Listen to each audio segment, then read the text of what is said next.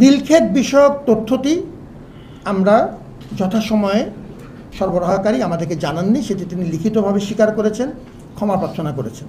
যে মতামত, বিশ্লেষণ বা মূল্যায়ন যে এটা দায়ভার কার উপর পড়বে, এটি নিয়ে আমার কোনো বিতর্ক নেই।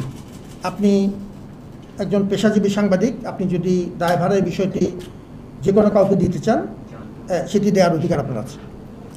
আমাদের এই বিষয়ে ফ্যাক্টস হচ্ছে পরিষ্কার দুটো। নীলক্ষেত বিষয়ক তথ্যটি আমরা যথাসময়ে সরবরাহকারী আমাদেরকে জানাননি, সেটি তিনি লিখিতভাবে স্বীকার করেছেন, ক্ষমা প্রার্থনা করেছেন।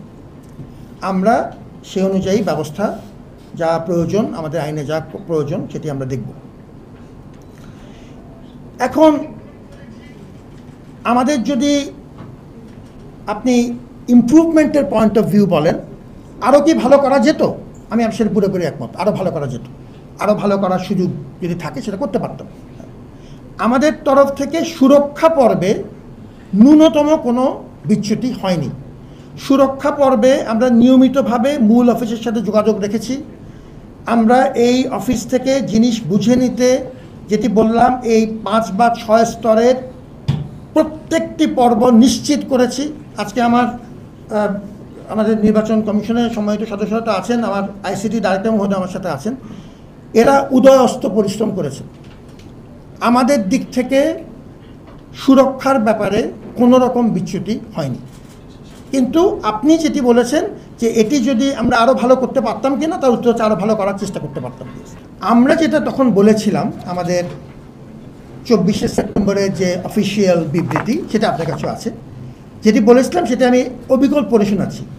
যে ওএমআর মেশিনে স্ক্যানিং করে ব্যালট পেপার ছাপানোর কাজ সম্পূর্ণ করা হয় তা নীলক্ষেতের কোনো দোকানে সম্ভব নয়। তার আগের লাইনটি হচ্ছে, দায়িত্বপ্রাপ্ত প্রতিষ্ঠান ব্যালট পেপার ছাপানোর পর নির্দিষ্ট পরিমাণ কাটিং করে তা ওএমআর মেশিনে প্রি স্ক্যানিং পূর্বক মেশিনের পাঠযোগ্যতা নিশ্চিত করে, অর্থাৎ মেশিন রিডেবিলিটি করে সিলগালাকৃত প্যাকেটে সরবরাহ করেন।